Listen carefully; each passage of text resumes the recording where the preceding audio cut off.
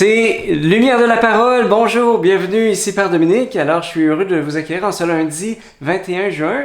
Écoutez, j'espère que vous allez bien, c'est notre dernière semaine je dirais avant la période, avant la pause estivale de Lumière de la parole. Alors l'un de vous m'a suggéré en fait que c'est possible de reprendre. Tous les épisodes sont enregistrés sur YouTube, donc durant cette pause, au fond, je vous invite vraiment à reprendre l'une ou l'autre capsule selon au gré de vos temps de prière. Parce que de toute façon, l'Évangile, lui, il demeure. Il prend jamais de vacances. Alors, n'hésitez pas à reprendre comme ça une ou l'autre capsule. Voilà, durant cette pause estivale, on devrait revenir normalement là, au début d'août.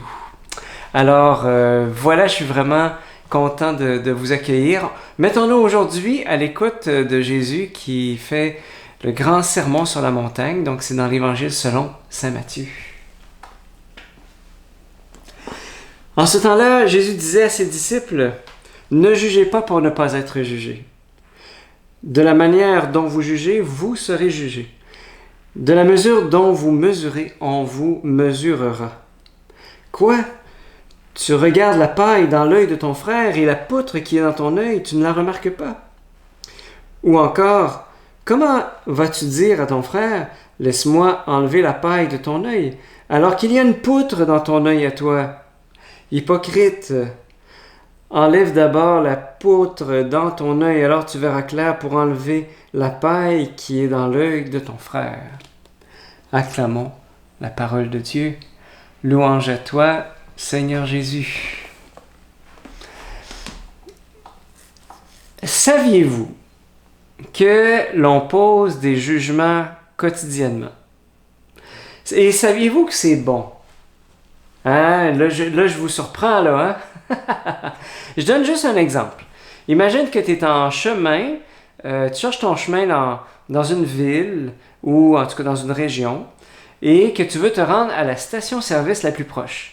Là, tu vas utiliser une carte routière ou un GPS et autour de toi, eh bien, il y a juste de la forêt et selon la carte routière, eh bien, la station-service se trouve au milieu de la ville. Alors, tu vas conclure, non, la station-service n'est pas ici. Et c'est bien ça. Eh bien, je dirais, ça, là, c'est un jugement. Hein? Quand on dit « je ne suis pas ici, je ne suis pas arrivé », c'est un jugement sur une situation. Alors, tu as jugé que tu n'étais pas arrivé à la station-service, et heureusement, parce qu'il faut de l'essence pour continuer à rouler. Alors, vous savez, notre connaissance, alors, elle fonctionne avec des jugements, des évaluations et des choix. Choisir une robe bleue dans sa garde-robe, c'est poser un jugement. Choisir d'acheter une auto avec une traction intégrale, c'est poser un jugement. Alors, on peut se demander, mais Jésus, c'est quoi le problème? Quand Jésus dit « Ne jugez pas pour ne pas être jugé », veut-il nous amener à vivre contre notre nature humaine, qui est toujours amenée à faire des choix à chaque jour? Eh bien, évidemment que non. Mais il est bon de poser des choix sur les choses et même sur les personnes, vous allez voir. Même sur les personnes, avant d'engager un pilote de ligne, par exemple, hein, vous êtes un PDG d'une compagnie aérienne, il faut d'abord juger si ce pilote d'avion a les capacités, car la compagnie d'avion va confier à cet homme-là la vie de milliers de personnes. Alors, juger la qualification d'un pilote d'avion n'est pas encore ce dont Jésus veut parler. Le jugement dont Jésus veut parler, en fait, concerne l'évaluation morale d'une personne. Lui, c'est un homme mauvais. Elle, c'est une mauvaise langue. Lui, c'est un con. Elle c'est juste une égoïste. Voyez un petit peu ce que je veux dire? Bref, à chaque fois qu'on utilise le verbe « être » pour qualifier négativement l'ensemble d'une personne, eh bien, c'est ça que Jésus veut dire « ne pas juger ». C'est ça que Jésus veut dire. Ne jugez pas et vous ne serez pas jugés. Au fond, c'est finalement un jugement de condamnation. Alors, je rappelle que le sermon sur la montagne de Jésus, eh bien, concerne tous les mouvements de notre cœur.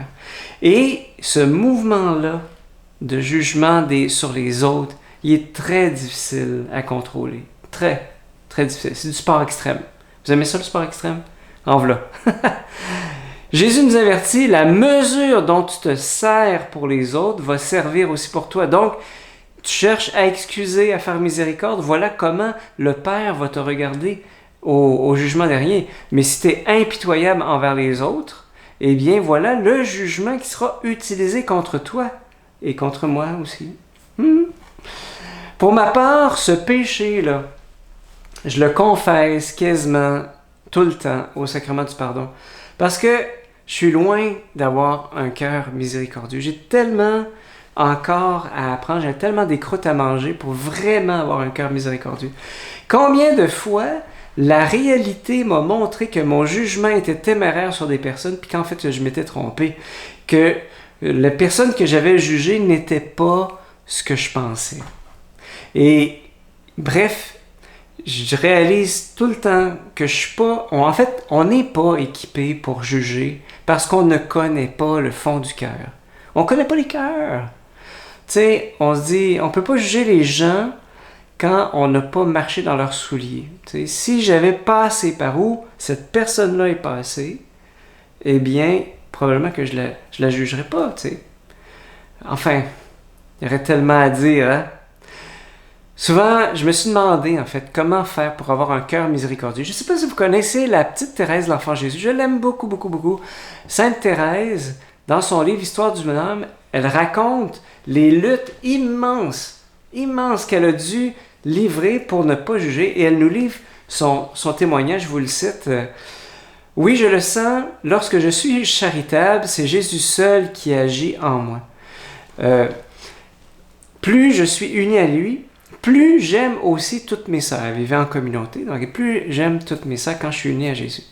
Lorsque je veux augmenter en moi cet amour, surtout lorsque le démon essaie de me mettre devant les yeux de l'âme les défauts de telle ou telle sœur qui ne m'est pas ou qui m'est moins sympathique, je m'empresse de chercher ses vertus, ses bons désirs.